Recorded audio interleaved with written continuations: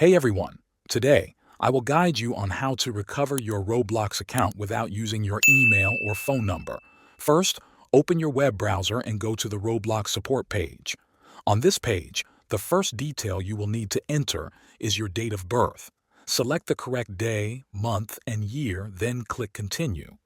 Next, you will be asked to provide some account details. Start by entering your Roblox username. Type it carefully so that the support team can identify your account. After that, enter your full name. This should be the name you used when you created your account. Now you will see a box to enter your email address. Here you can type in any email that you currently have access to. It does not need to be the original email connected to your Roblox account. Roblox will not log you into your account using this email. Instead, they will use it to contact you with updates about your recovery request. After that, you need to select the device you normally use to play Roblox. This could be a computer, a mobile phone, or a tablet.